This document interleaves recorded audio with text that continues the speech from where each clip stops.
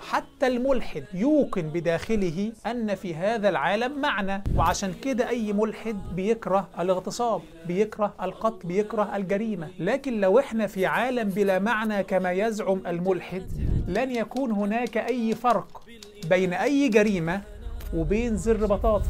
والآن ننتقل للسؤال: هل فعلا في إعجاز علمي في القرآن؟ وهل الديانات السابقة فيها إعجاز؟ والمشكلة إنك مجرد ما تكتب هيثم طلعت عنده في التعليقات، التعليق بيتحذف تلقائي. السلام عليكم. المسرسع طلع مرة تانية برضو يتكلم عن الإعجاز العلمي. الهندوس كتابهم الفيداس دوت أشهر كتاب فيما يسمى بالإعجازات العلمية.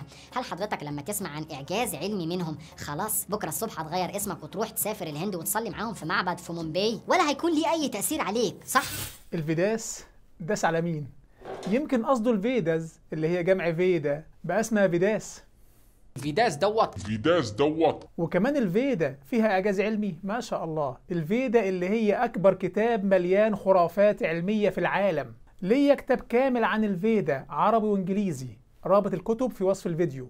الفيداس قصد الفيداز بتقول إن الأرض يمسك بها ثور، في طور ماسك الأرض لئلا تقع. الكلام ده في الفيدا بالحرف. أتحداك تكون قريت كلمة واحدة في الفيدا قبل كده. الفيدا بتقول إن الشمس تسيرها 7 أحصنة، في 7 أحصنة بتجر الشمس. الكلام ده في الفيدا. قال لك الفيداس فيها إعجاز. الهندوس لغاية النهاردة بيصوروا ال7 أحصنة وهي بتجر الشمس وراها، بيؤمنوا بهذا الكلام. الفيدا لغاية النهاردة بتعتبر إن كسوف الشمس لأن في شبح بيخبيها، في شبح عندهم بيخفي الشمس. الفيدا بتعتقد إن في مسمار بيثبت الأرض. أقول كمان ولا كفاية؟ نفسي أفهم، بتصيع على الناس ولا أنت فعلا جاهل للدرجة دي؟ لو قالك إن الهندوس عندهم إعجاز، فهل معنى كده إن إحنا نتحول للهندوسية؟ وهل أنا يا زكي، هل أنا مسلم علشان الإسلام في إعجاز؟ خلاص بكرة الصبح هتغير اسمك وتروح تسافر الهند وتصلي معاهم في معبد في مومباي. هل في مسلم واحد في العالم مسلم علشان الإعجاز بس؟ أنت بتنسب لنا شيئا لا نعتقده ولا نراه صح أصلا. أي حد يقولك أنا مسلم عشان بس في إعجاز فده إنسان أهبل. الإعجاز العلمي ده حاجة استئناسية لا تصل حتى لمرتبة البرهان. ده لو أنت عارف مراتب الأدلة عندنا. فأنت بتنسب لنا شيئا لا نعتقده ولا نقول به أصلا، ثم تبدأ توجه هجومك على هذا الشيء. هذه مغالطة. دي اسمها مغالطة رجل القش، سترومان فلسي. بتخترع فكرة غير موجودة. انتوا مسلمين علشان عندكم إعجاز، وتبدأ توجه هجومك على رجل القش اللي انت اخترعته. فدي أساليب أونطة واستغباء للمشاهد. اعقل شوية وعامل لي مونتاج وفوركي وموسيقى في الخلفية. عندما تفشل الحجة تستدعى العاطفة. المهم هنأتي بعد شوية هل فعلا في إعجاز علمي قطعي في القرآن ولا لا. لكن قبل كده والأهم من كده 1000 مرة، هل المسلم مسلم لأن عندنا إعجاز علمي؟ لا طبعا يا فيداس. إحنا مسلمين علشان في كون عملاق، عالم مبهر أتى فجأة بكل نواميسه وحدوده الحرجة. عالم ظهر فجأة من اللا زمان واللا مكان بكل مادته. إحنا مسلمين علشان إحنا موجودين ولم نوجد أنفسنا، ما خلقناش نفسنا، ولم نوجد من لا شيء. أم خلقوا من غير شيء أم هم الخالقون؟ وهنأتي لسؤال اشمعنى الإسلام. هنأتي لهذا السؤال بس استنى عليا شوية. إحنا مسلمين علشان جوانا شعور المعنى والغاية والتكليف. عارفين إن في معنى في هذا العالم. حتى الملحد يوقن بداخله أن في هذا العالم معنى، وعشان كده أي ملحد بيكره الاغتصاب، بيكره القتل، بيكره الجريمة. لكن لو احنا في عالم بلا معنى كما يزعم الملحد، لن يكون هناك أي فرق بين أي جريمة وبين زر بطاطا. فاحنا في عالم يحمل المعنى، ولسنا في عالم مادي الحادي بلا معنى. جوانا شعور التكليف، عندنا التزام أخلاقي نشعر به، وعارفين إن في خير وشر، وعندنا شعور الافتقار. فما ينفعش نكون ملاحدة في عالم تكليفي. احنا كده بنصيع على نفسنا. احنا مسلمين علشان في أنبياء دعونا لما يوافق فطرتنا وبديهيات عقولنا، والأنبياء دول أتوا بآيات عظيمة. أنا عندي كتاب في هذا الجزء، المعنى والتكليف والرسالات، كتاب الإسلام والإلحاد وجها لوجه، رابط الكتاب في وصف الفيديو وفي أول تعليق. فاحنا عندنا براهين هنروح منها فين؟ برهان الإيجاد، إيجاد هذا الكون، برهان الإتقان، برهان المعنى والتكليف والرسالات، برهان الافتقار الفطري للعبودية. براهين يا ليفاي. يا ليفاي اللي انا بقراه ده. يا ليفاي اللي انا بقراه ده. ليفاي؟ الله يخرب بيتك، بوظت النطق بتاعي، اسمها ليفاي. فاحنا عندنا براهين مش إعجاز علم استئناسي يا ليفاي. في المقابل بقى الإلحاد اللادينية الربوبية اللا أدرية ماذا تقدم؟ بتسيبك في عالم موحش، عالم مرعب، مش عارف أي حاجة. أنا ليه هنا؟ ما هي الغاية؟ من أين أتيت؟ إلى أين أنا ذاهب؟ لا جواب. الجواب الوحيد اخرس يلا. الإلحاد يلقي بك في سراب الفوضى واللا معنى ويديك بالجزمة لو استشعرت أي ألم وجودي. الإلحاد كما يقول شرودنجر يعاني من صمت مقرف تجاه الأسئلة الكبرى في الحياة. صمت مقرف قدام أي سؤال كبير. من أين أتيت؟ اخرس يلا. إلى أين أنا ذاهب؟ اخرس يلا. طيب كيف أتى هذا العالم فجأة؟ اخرس برضو يلا. طب كيف تحلل ظاهرة النبوات والحاجة الفطرية للإيمان؟ طبعا الملحد قدام كل هذه التساؤلات وأمام البراهين الإيمانية بيضطر يعمل إيه؟ يضطر يمارس السفسطة أو السخرية، وأصل في كذا دين، اشمعنى أنت الصح؟ وطبعا سنأتي لهذه الهبدة بعد شوية، استنى عليا. بس أحب أقول لك حاجة هنا، أي إنسان عاقل مستعد أن يتنازل عن كل ما يملك في مقابل جواب لماذا هو هنا في هذا العالم. أي حد اسأله أيهما أولى؟ أيهما أحق بالمي. أيهما أولى؟ تتنازل عن كل شيء وتعرف أنت ليه هنا في هذا العالم، ولا تعيش برنس بس تموت من غير ما تعرف غاية وجودك في هذا العالم؟ لو أجبت عن هذا السؤال بينك وبين نفسك هتعرف الإلحاد صح ولا غلط. يقول نيتشه: من كان يملك جواب لما يستطيع أن يعيش تحت أي كيف. اللي عارف هو ليه هنا في هذا العالم دي أهم حاجة، لأنه أجاب فطرته الملحة. نأتي بقى لسؤال، ده في أديان كتير، ده في 4000 دين وشوية، اشمعنى أنت الصح؟ ايه هي فايدة الإعجازات أصلا؟ الإعجاز فايدته المفروض يعني إن هو يبهر الإنسان ويخليه يقتنع بإن الدين دوت من وسط 4000 وشوية دين هو الدين الوحيد الصح. يخرب بيت هبدك، الإعجازات بتبهر الإنسان وتخليه يقتنع إن دينه من بين 4000 وشوية دين هو الصح. أنت عايش عالم من الأوهام والخرافات كده مع نفسك. قبل أن نجيب عن هذه الهبدة عاوزين نعرف ما هو مصدر هذه المعلومة 4000 دين وشوية. يعني بيقولوا عندنا 4200 دين. 4200 دين ده انت في 4000 دين ومذهب. 4000 دين ومذهب. ده الموضوع اشتهر بقى. ادي مصدر هذه المعلومة، مصدر معلومة 4200 دين. في 4200 دين، بس استنى كده كمل باقي الكلام. 4200 دين وكنيسة وطائفة وهيئات دينية وجماعات دينية وقبائل وثقافات وحركات واهتمامات عامة. يعني لو انت متحمس للأهلي هتنضم لهذا التصنيف، لو انت زي حالاتي متحمس للسكة الحديد هيكون ليك رقم في هذا التصنيف، قبائل سيناء لها رقم في هذا التصنيف. يبقى الرقم 4200 تشمل أسماء القبائل، أسماء الثقافات، أسماء الكنايس، أسماء الاهتمامات. فلما تقول لي في 4200 دين تبقى والله هباد. دي مصادر معلومات كفر الهباب ده زي ما بيسميهم دكتور هشام عزمي، بياخد أول كلمة ويجري. 4200 دين يبقى كلها أديان. يا ابني كمل الجملة. طيب لنفترض إن في أديان كتير، هل ده يبرر إنك لا تبحث عن الحق؟ أنت لو تجاهلت الحق لأن هذا الحق يتنازعه أكثر من شخص فأنت بهذا قاضي فاشل. القاضي الفاشل اللي عاوز يشتري دماغه بيحكم على الجميع بالسجن، بينما القاضي العادل، القاضي الحكيم، بيشوف مين مع الحق. والآن خلينا ناخد دور القاضي الحكيم، القاضي العادل، وندور في الأديان. إيه رأيك؟ أولا الله الخالق، الإله العلي القدير. هتقول لي اشمعنى الله في الإسلام؟ وأحب أقول لك من يقول بهذه الكلمة فهو من أجهل الناس، لأن الله هو الله في كل أديان الأرض، وإلهنا وإلهكم واحد.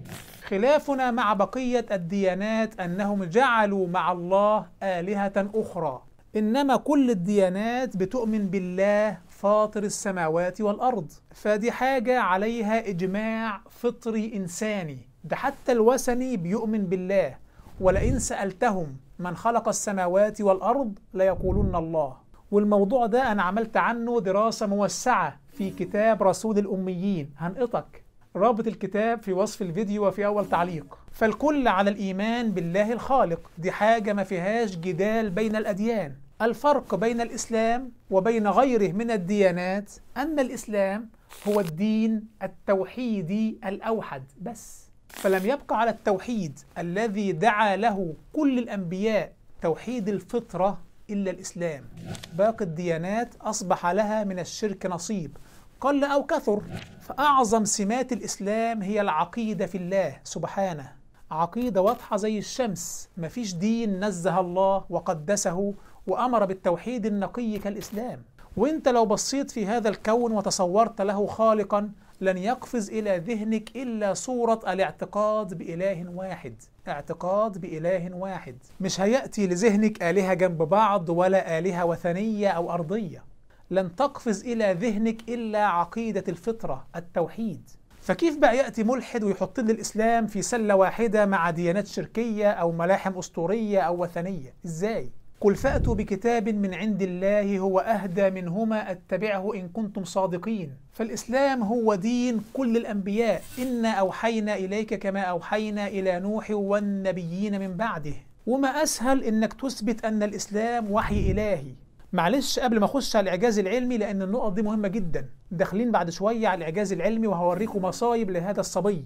بس فعلا الموضوع ده مهم. بمجرد النظر في حال صاحب الرسالة صلى الله عليه وسلم هتعرف. لأن الشخص اللي بيدعي عن نفسه إن هو نبي، هذا الشخص إما أن يكون أصدق إنسان على وجه الأرض أو أكذب إنسان على وجه الأرض، ولا يلتبس هذا بهذا إلا على أجهل الناس.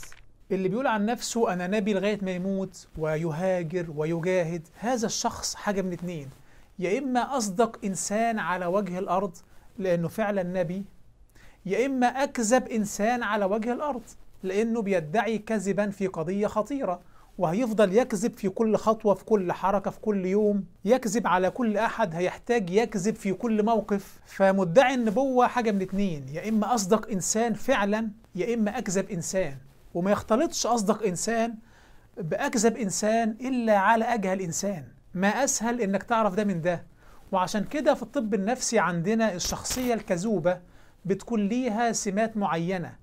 بيكون شخص انتهازي، جبان، غادر، خائن، يسهل كشفه لاعتياده الكذب، شخص مخادع. صفات كتير بتميز الشخصية الكذوبة، وحاشاه صلى الله عليه وسلم أي صفة من هذه الصفات، بل كان على العكس منها تماما. وراجع السيرة علشان الكلام ما يطولش. ده الكفار نفسهم أجمعوا على أنه صلى الله عليه وسلم أصدق الناس. قالوا ما جربنا عليك كذبا. وقال عتبة بن ربيعة في حواره مع أبي جهل: وقد علمتم أن محمدا إذا قال شيئا لم يكذب، أم لم يعرفوا رسولهم فهم له منكرون. والصحابة مش هيقدموا أرواحهم وأموالهم بين يديه صلى الله عليه وسلم ويهاجروا ويحاربوا أهاليهم اللي بقوا على الكفر إلا ليقينهم أنه صلى الله عليه وسلم صادق. ما عندهمش أي شك في هذا الموضوع. وبعدين شوف أعظم معجزة في الإسلام: القرآن الكريم. القرآن اللي كله هدايات ومعارج إيمانية ومعارف وعلوم وقصص السابقين وتصحيح لما في كتب أهل الكتاب، وما في القرآن من جواب كل نفس بما هي متلهفة إليه. القرآن هو أول كتاب في لغة العرب، وينزل على شخص أمي، ويأتي فجأة بكل هذه المعارف والهدايات، ثم يتحدى العرب إن هم يأتوا بصورة من مثله. وعصر النبوة هو العصر الأرقى في ميدان الفصاحة. على أساس هذا العصر تم تقعيد قواعد اللغة والنحو، ومع ذلك محدش قدر يقبل هذا التحدي، واللي قبل التحدي أصبح أضحوكة زي مسيلمة. العرب وجدوا إن الحل بالسيف أهون عليهم من قبول هذا التحدي، والقرآن يقول لهم أن هذا الإسلام سوف يسود العالم وهيظل إلى قيام الساعة. الكلام ده يخاطب به قبيلة وثنية أمية متواضعة بين العرب، فما بالك بين الإمبراطوريات العملاقة في ذاك الوقت. يقول لهم إن هذا الإسلام سيسود هذه الإمبراطوريات، وبالفعل ينتصر النبي محمد صلى الله عليه وسلم وتظهر دعوته وتدين له الإمبراطوريات العملاقة. ولم يمت صلى الله عليه وسلم حتى أتم الرسالة وأكمل الشريعة. اليوم أكملت لكم دينكم وأتممت عليكم نعمتي ورضيت لكم الإسلام دينا. وبعدها بأيام يموت صلى الله عليه وسلم بعد أن كمل هذا الدين. أنا مش عايز أفرد، شوف بس الكتاب ده واقرأ براحتك لو كنت باحثا عن الحق. فاحنا مسلمين مش علشان عندنا إعجاز علمي يا مستفز. والآن ننتقل للسؤال: هل فعلا في إعجاز علمي في القرآن؟ وهل الديانات السابقة فيها إعجاز؟ أولا، الإعجاز العلمي في القرآن حاجة واضحة زي الشمس، وهنحكي في هذا الموضوع. لكن أعظم إعجاز في هذا الكتاب إن هو ليه 1400 سنة وليس فيه خطأ علمي واحد، وده مستحيل. كتاب فيه حوالي 1000 آية بتتكلم عن السحب والبحار والجبال والأمطار والسماء والأرض، وما فيهوش خطأ علمي واحد، ومن 1400 سنة مستحيل. ده لو كتاب من 50 سنة هتلاقي فيه مهازل علمية، والكلام ده عرضته بالتفصيل في الرد على نفس هذا البني آدم في الحلقة السابقة. فالقرآن كتاب معصوم علميا، وهذا مستحيل لو كان قول بشر. وبالإضافة لعصمته العلمية، القرآن فيه قضايا علمية وحقائق علمية يستحيل ردها لثقافة ذاك العصر، مستحيل. وقبل الدخول على هذه النقطة عاوزين نجيب سؤال: هل ممكن ديانات سابقة يكون فيها إعجاز علمي؟ من ناحية الإمكان العقلي ممكن، نعم، ليس هناك أي مانع عقلي أن يكون فيه ديانات سابقة وفيها إعجاز علمي. المشكلة ديانات فيها بقايا نبوات، فطبيعي يكون فيها إعجاز. المانع؟ ما احنا متفقين ان في تشريعات سماوية سابقة صحيحة قبل الإسلام، فطبيعي يكون في عندنا بقايا نبوات واحتمال يكون فيها إعجاز. ايه المشكلة في كده؟ لكن بصراحة ما خبيش عليك، على مستوى الواقع العملي هذا الكلام غير موجود.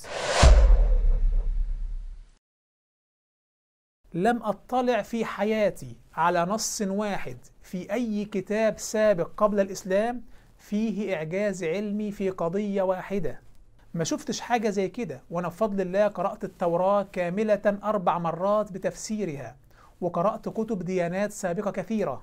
ودلوقتي ندخل على موضوع الإعجازات العلمية في القرآن، وهل فعلا في قضايا علمية في القرآن يستحيل ردها لثقافة ذاك العصر؟ نشوف. ولا عمره قال إن الإسلام كان أول من يذكر مراحل تكوين الجنين، لأن أي عالم عارف إن العلماء اليونانيين اللي جم قبل الإسلام كانوا من أوائل الناس اللي عرفوا مراحل تكوين الجنين. ده طبعا غير إنه عمره ما أسلم. العلماء اليونانيين اللي جم قبل الإسلام عرفوا مراحل تكوين الجنين، ما شاء الله، كمية نصب وتدليس ملهاش حل. ده أنا لسه عامل رد على نفس هذه الهبدة في الحلقة اللي فاتت. طب استنى شوية، الناس تنسى هذا الصبي بيعتمد على ان متابعيه مش بيشوفوا الحلقات اللي بتفضح الجهل بتاعه، بيعتمد على هذه الشريحة اللي ما تعرفش الفضايح والمهازل اللي بيقدمها. العلماء اليونانيين كانوا عارفين مراحل تكوين الجنين. أبوقراط اللي في كتبه كان بيقول أن الجنين يتكون من الماء والهواء والتراب والنار. تخيل لو نص زي ده كان في القرآن. أبوقراط كان بيتخيل ان الجنين بيمر بمرحلة تسخين داخل الرحم، الجنين بيتسخن، ونتيجة لهذا التسخين بتظهر العظام. سخنت الجنين والعظم نشف كده كويس. ده فكر أبوقراط. أرسطو لما حب يتكلم عن الأجنة كان بيتخيل إن النصف العلوي من الجنين يتكون أولا ثم النصف السفلي. يا ابني أنت تايه. تخيل واحد يأتيه ملك الموت ويلاقيه كفر بالله وارتد عن الإسلام علشان المسرسع.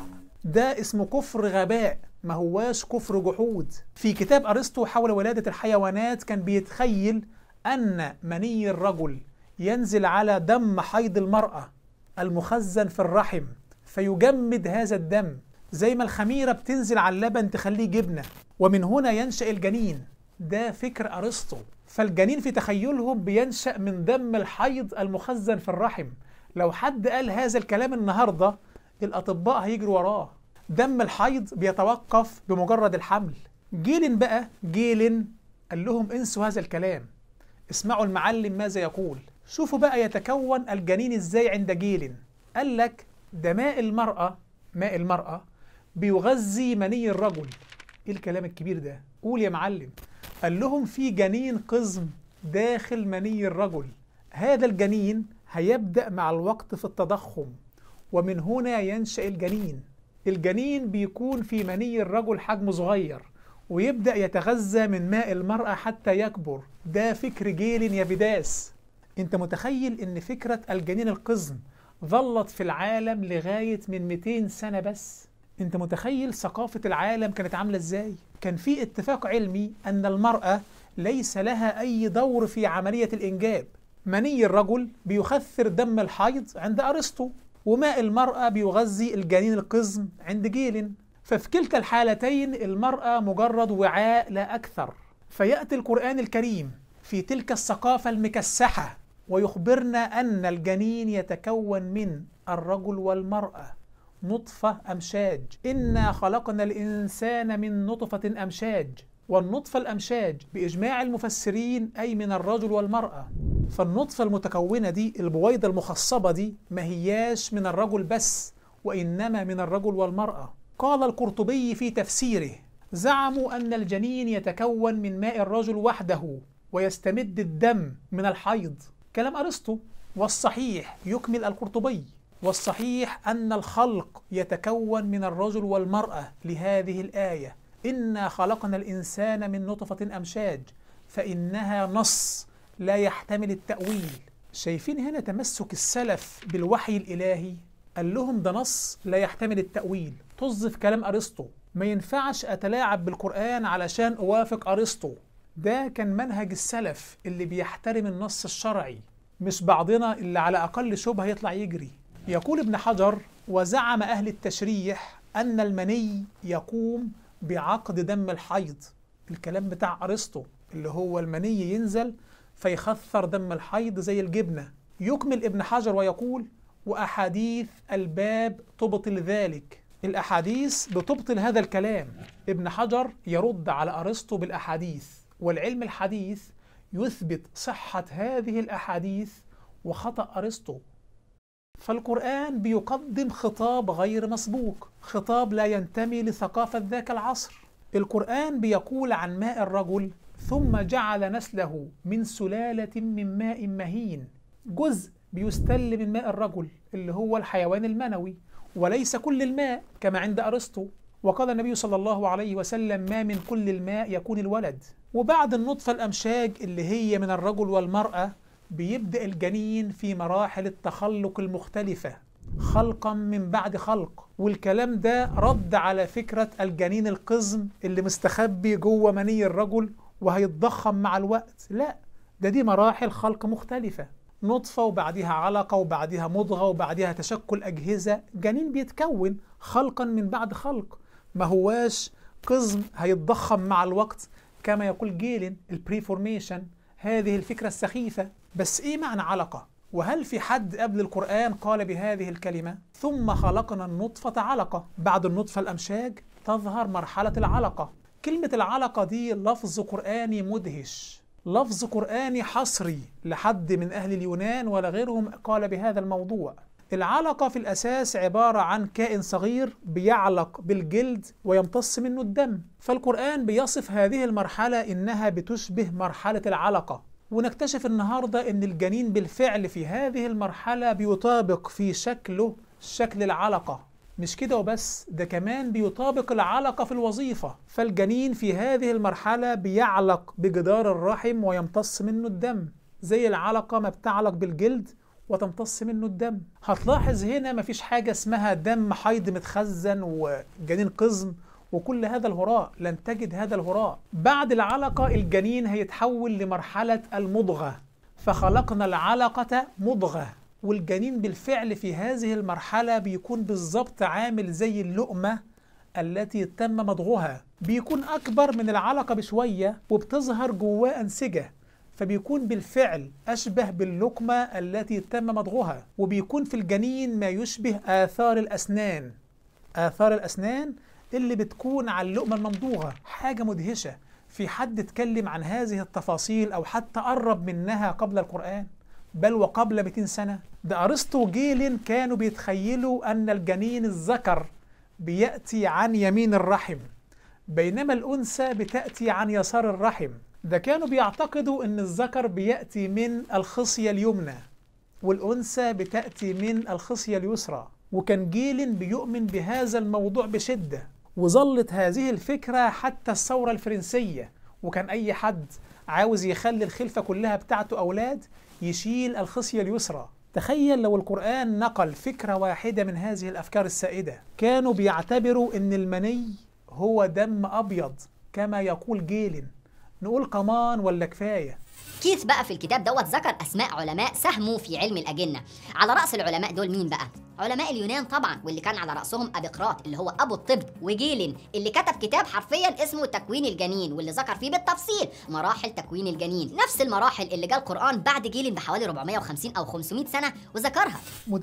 مدلس. الجزء ده بيؤكد ان هذا الشخص بيتعمد التدليس على متابعيه، متعمد. عارض صفحة من كتاب كيث مور بيرد فيها على جيلين، وكيف ان جيلين كان بيتخيل ان الجنين بيكون قزم في مني الرجل، وكيث مور عارض هذه الفضيحة. عارض صورة الجنين في تصور جيلين اللي هو القزم اللي في مني الرجل، عارض هذه الصورة وبيقول ان هذه الخرافة انتهت في عام 1775. يعني كيث مور بيعرض تاريخ الجهل بعلم الأجنة. يأتي هذا المدلس ويقول لمتابعيه أن كيث مور بيمجد فلاسفة اليونان، وإنهم كانوا عارفين مراحل تكوين الجنين، وإن القرآن نقل منهم.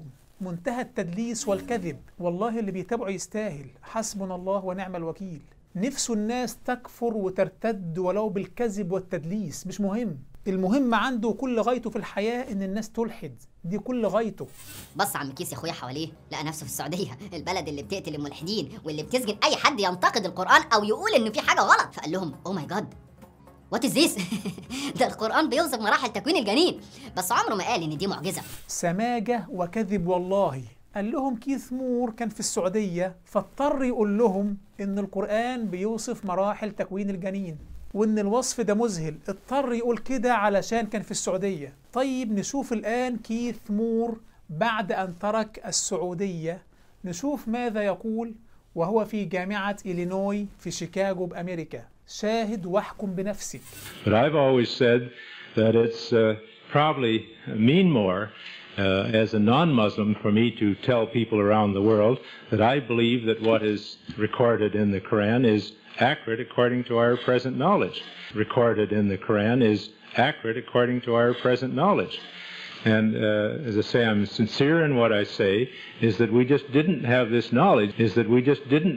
knowledge. وهو في إلينوي في شيكاغو في أمريكا بيقول لهم القرآن دقيق وفقا لما توصل إليه العلم، لم نكن نعلم هذه المعرفة من قبل. أهو بره السعودية وبيقول هذا الكلام يا مدلس. كيث مور من أكبر علماء الأجنة في العالم، مؤسس الرابطة الأمريكية لعلماء التشريح. الكتب بتاعته بتدرس في جامعات العالم.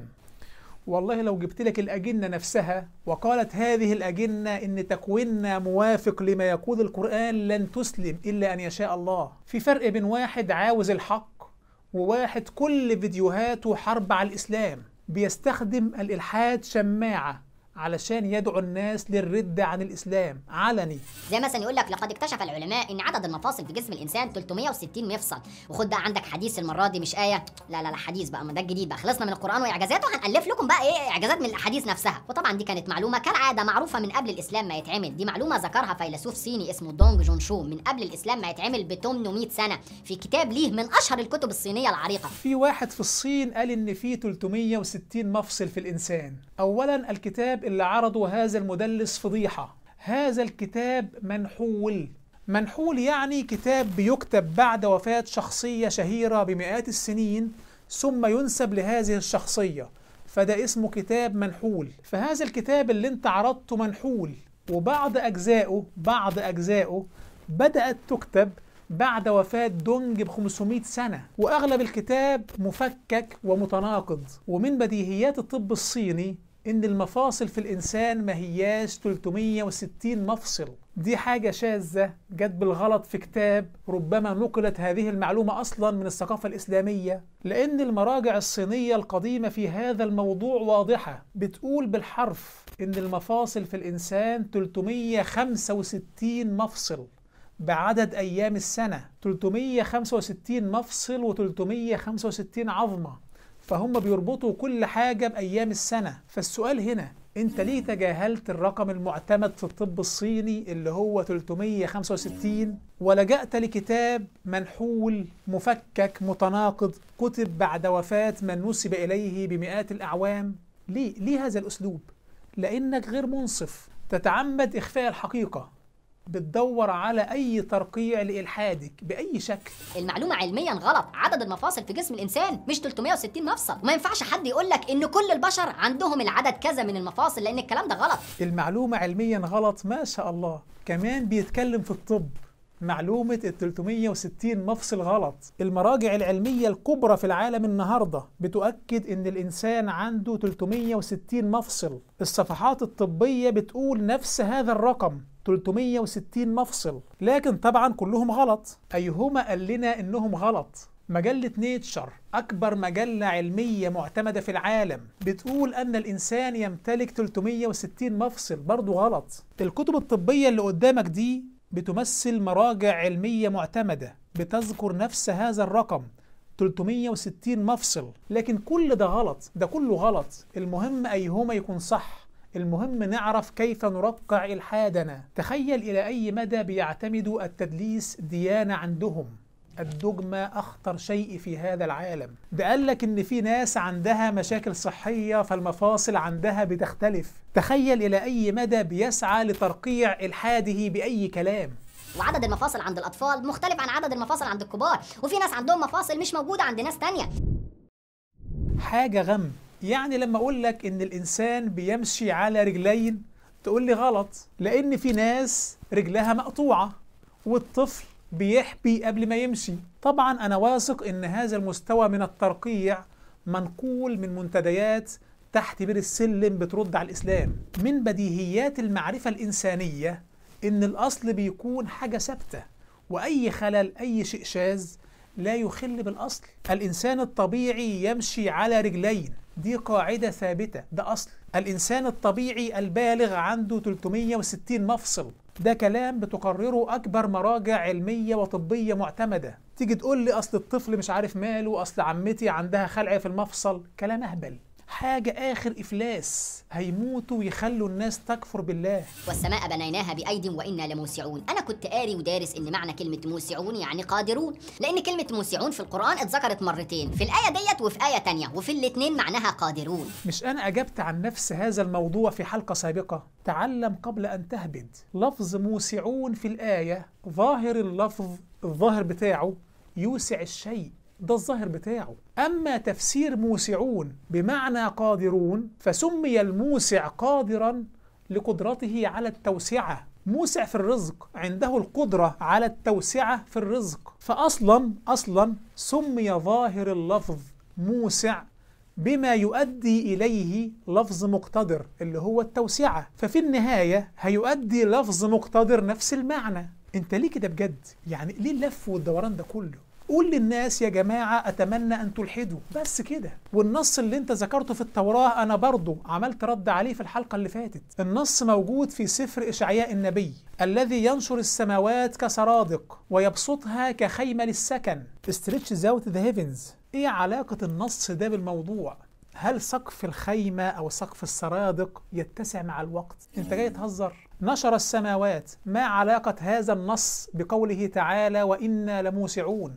اللي بيوضح انك عمرك ما فتحت توراة ولا انجيل، وانك بتنقل من منتديات تحت بير السلم إنك بتتخيل إن سفر إشعياء في الإنجيل. ده الإنجيل اللي اتكتب قبل الإسلام ب 600 سنة اتذكرت فيه نفس الآية. فاصل بينقل عمياني. وطبعا في منحوتات ورسومات وكتب بتؤكد على ان معجزات بوذا ديت كانت مكتوبه من القرن الاول والثاني الميلادي. في كتابي عن البوذية ورابط الكتاب في وصف الفيديو اتكلمت عن كيف أن أول تعاليم بوذا تدوينا دونت بعد وفاة بوذا بحوالي 500 سنة. ده أول ما بدأ تدوين تعاليم بوذا، بينما معجزات الإسلام منقولة بالتواتر من عهد النبوة في كل طبقة. فإيه علاقة ده بده؟ كيف تسوي بين نص قطعي الثبوت نقله مئات البشر، دونه عشرات البشر لحظة وقوعه، كيف تسوي بين هذا وبين نص كتبه واحد في مغارة بعد 500 سنة من حصوله عبر تناقل حكاوي وأساطير وكلام لا علاقة له بالأصل؟ تلاقي نفسك مثلا مؤمن ان بول الجمال في اعجاز علمي. هذا بول الابل، شكرا جزيلا استاذ، هسه اشربها شفاء لفيروس الكبد. انما بول البقر اللي بيشربه الهنود لا ده دجل ده. شوف التدليس وخلط المواضيع وصل لأي درجة. طيب هذه ورقة peer reviewed في واحدة من أكبر المجلات العلمية في العالم تتناول دور بول الجمال بول الإبل في الوقاية من السرطان وحماية الكبد والجهاز الهضمي، والبحث ده عاوز حلقة مستقلة. بيثبت إن بول الإبل بول الجمال بيملك قدرات عجيبة على علاج الخلايا السرطانية، وبيعالج مشاكل الكبد الخطيرة وقرحة المعدة، علاج واعد مدهش. حلو كده، أديك ورطت الإلحاد أكتر وأكتر. نفسك مصدق إن مية زمزم فيها شفاء وبركة، إنما برك المية اللي بتعالج الأمراض في معابد السيخ ده جهل ده. بيقارن بين مية زمزم ومية معابد السيخ. ماء زمزم خد أبحاث علمية للصبح في فوائده وتأثيره المهدئ على القلب وفوائده العجيبة للكبد والكلى موضوع كبير. أما بقى المية بتاع السيخ فأسيبك مع هذا التقرير، والتقرير ده لسه معروض من أيام على الجزيرة.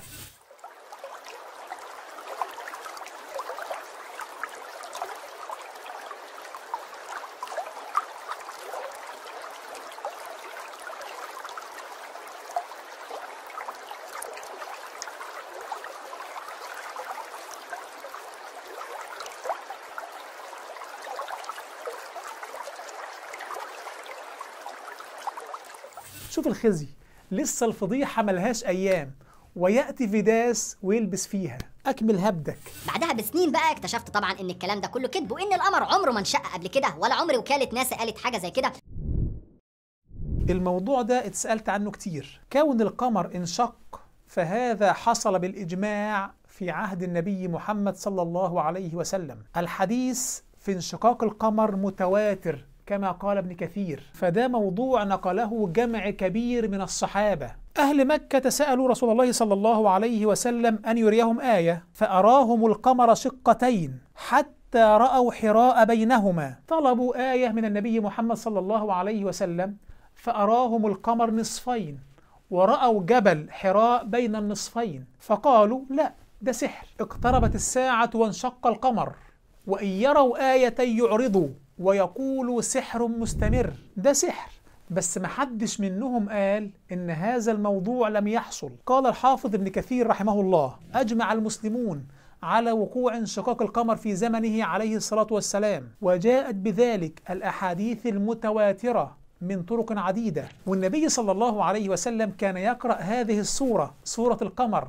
في الأيام الكبيرة، يوم الجمعة، أيام الأعياد، حتى يذكر الناس بهذه المعجزة التي جرت والتي رأوها، وكيف كذب المشركون بها مع رؤيتهم لها. فما فيش حد قال من المشركين أو من الصحابة إن هذه المعجزة لم تحصل. المعجزة وقعت بالإجماع، بس الفرق إن المشركين قالوا هذا سحر. في مخطوطات كتير منقولة من حضارات العالم القديم بتذكر هذا الحدث، بتحكي عن رؤية الناس في هذه الحضارات لانشقاق القمر في ذاك الوقت وفي تلك الليلة. المراجع اللي بعرضها ابحثوا عنها في الوصف. أما موضوع ناسا وإنها عمرها ما اتكلمت عن انشقاق القمر، فنشوف الأول هذا التقرير اللي بيتكلم عن تقلص حجم القمر في التاريخ الجيولوجي القريب. لو القمر انشق ورجع التحم فطبيعي يحصل تقلص مع الالتحام مع انضغاط قشرة القمر، وهذا الانضغاط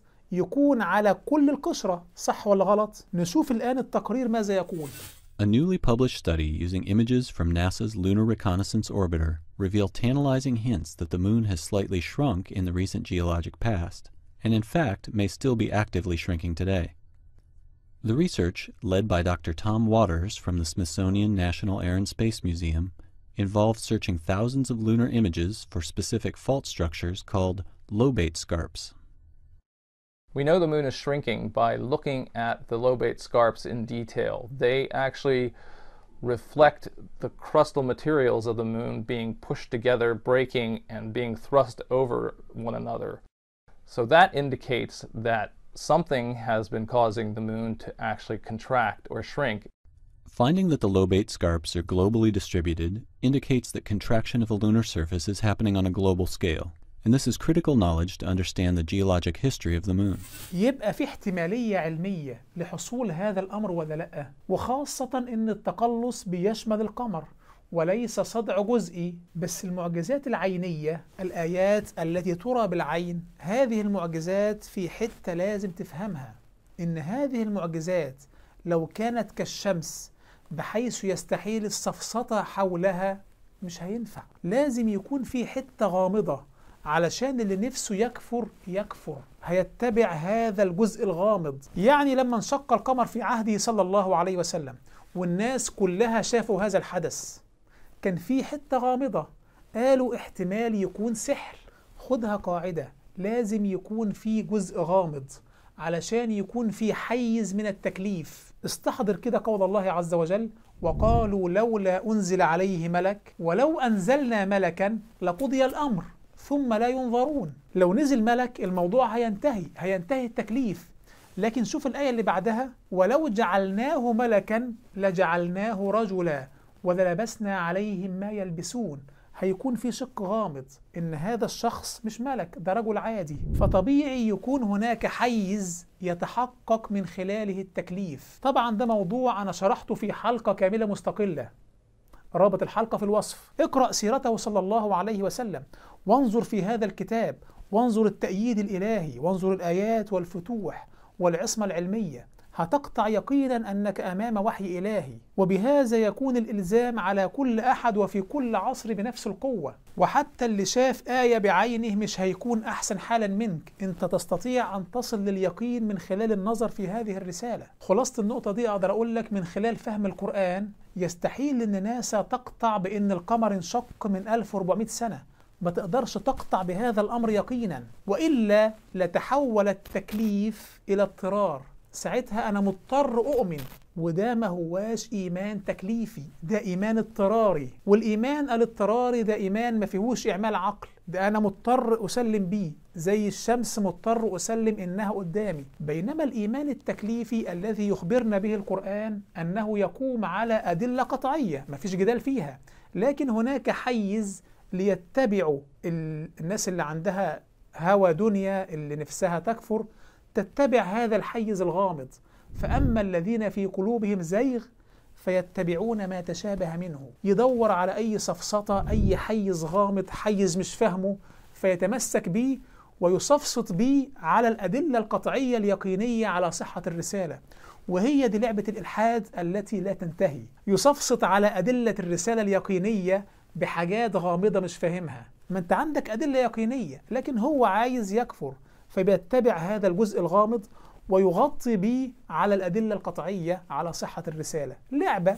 حضرتك مكة ديت كانت ملتقى الثقافات والحضارات والأديان، دي كانت مركز التجارة في شبه الجزيرة العربية، كانت الناس من معظم الدول المحيطة لازم تعدي عليها. مكة ملتقى الثقافات والحضارات، من هبدكم. هو بيحاول يبرر إن في قضايا علمية في القرآن صحيحة. طيب لماذا القرآن لم ينقل من هذه الثقافات والحضارات التخلف العلمي اللي كان فيها؟ لماذا لم ينقل التخلف الأخلاقي اللي كان فيها؟ التخلف القيمي؟ لماذا لم ينقل خرافة واحدة من أرسطو أو جيلن أو بقراط؟ لماذا لم ينقل الهراء العلمي اللي كان في هذه البيئة؟ ليه القرآن هو الكتاب الوحيد المعصوم علميا؟ ليه؟ بس أنا عندي سؤال هنا، إيه موضوع الرقي العلمي المبهر اللي كان في مكة ده؟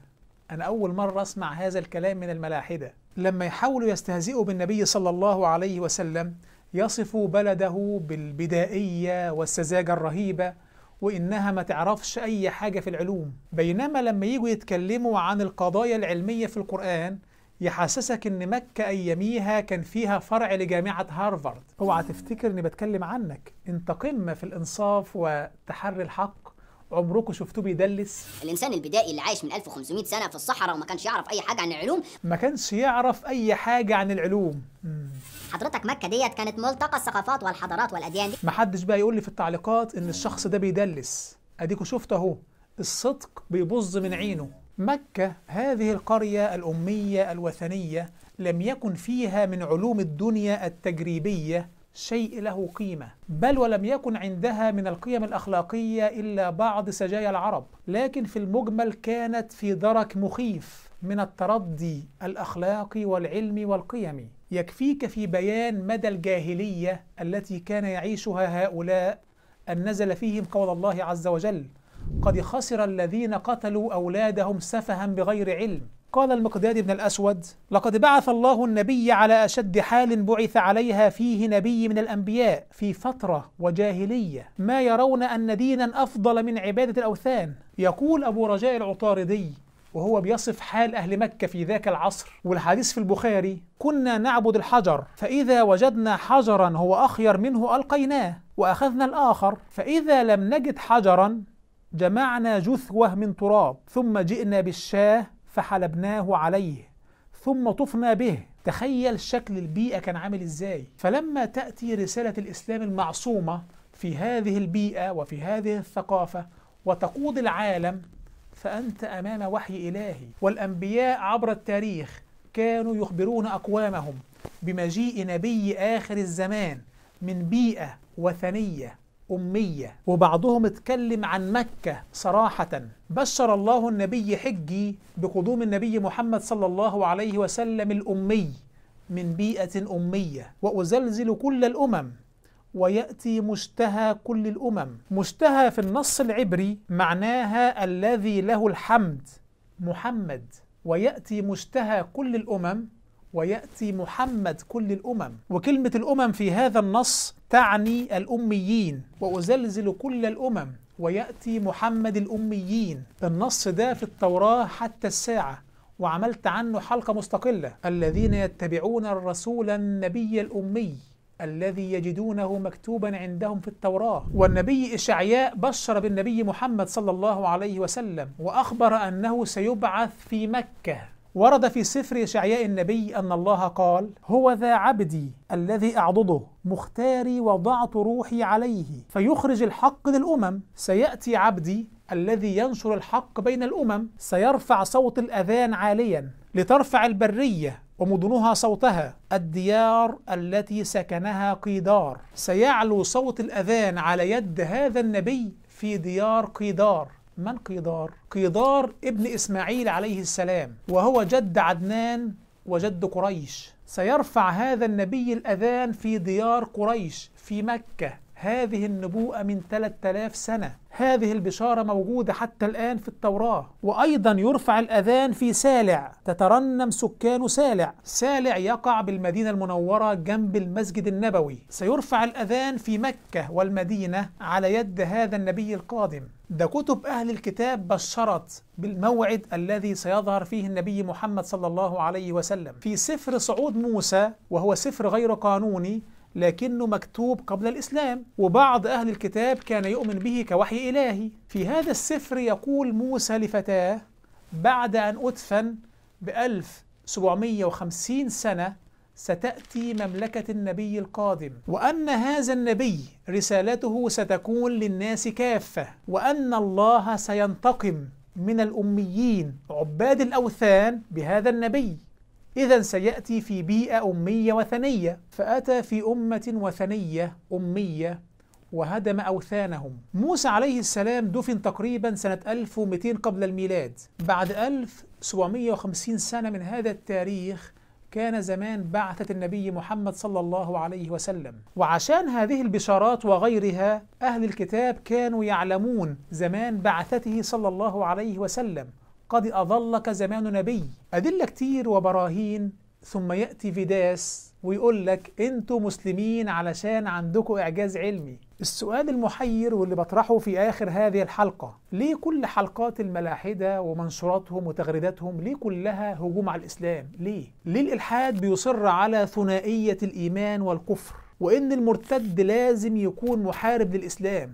ليه عاوزين تحفظون هذه الصورة؟ ليه عاوزين تثبتوا إن الجميع مكلف بس واحد مسلم لله والتاني محارب لله؟ ليه؟ انت كده اثبتت ان الجميع بيدور حول التكليف الالهي. عمرك شفت هذا الملحد على سبيل المثال عمل اي حاجة بره الهجوم على الاسلام؟ عمره اتكلم حتى عن الحاده بكلمة؟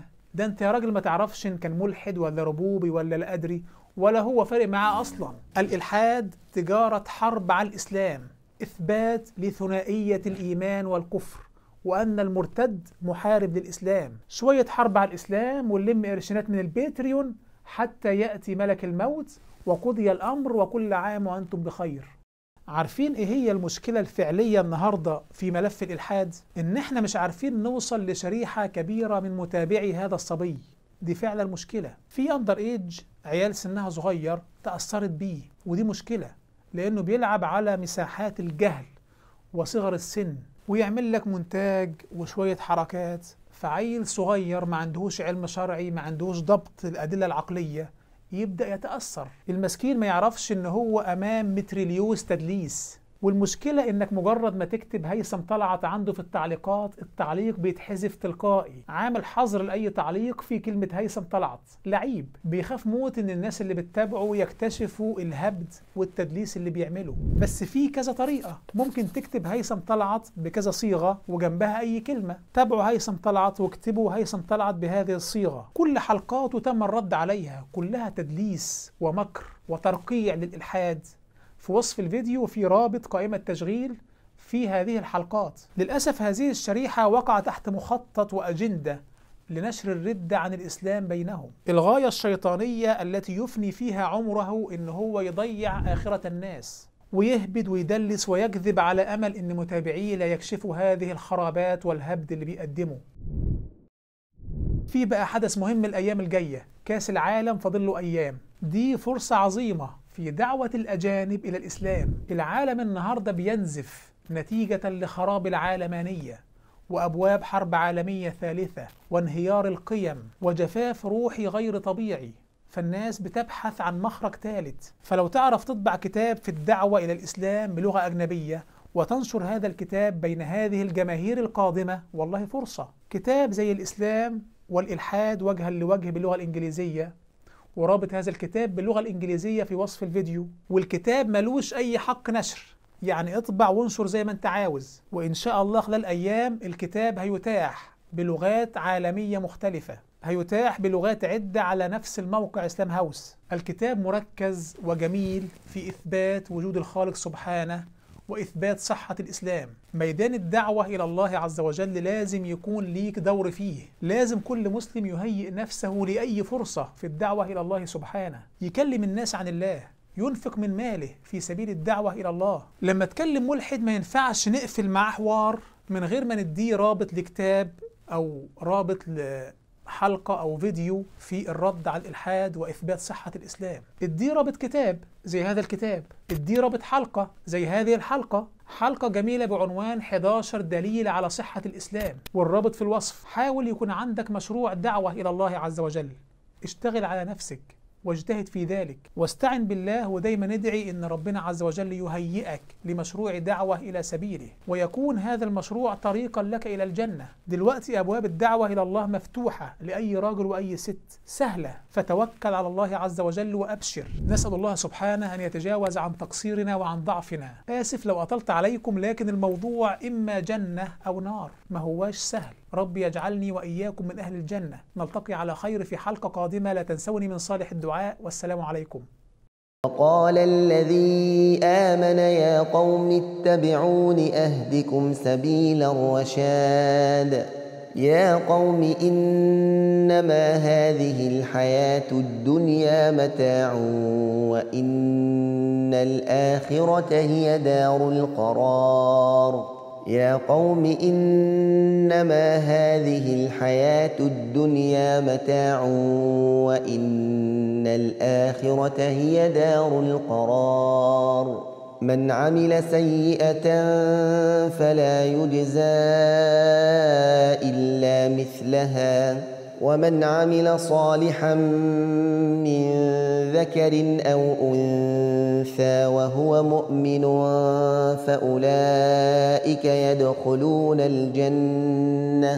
فأولئك يدخلون الجنة يرزقون فيها بغير حساب ويا قوم ما لي أدعوكم إلى النجاة وتدعونني إلى النار تدعونني لأكفر بالله وأشرك به ما ليس لي به علم وأنا أدعوكم إلى العزيز الغفار لا جرم أن ما تدعونني إليه ليس له دعوة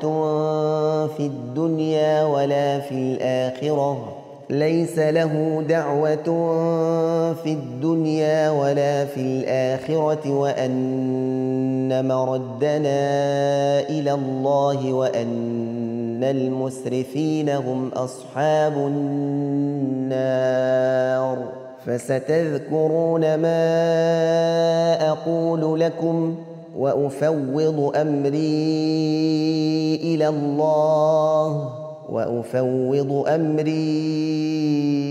إلى الله إن الله بصير بالعباد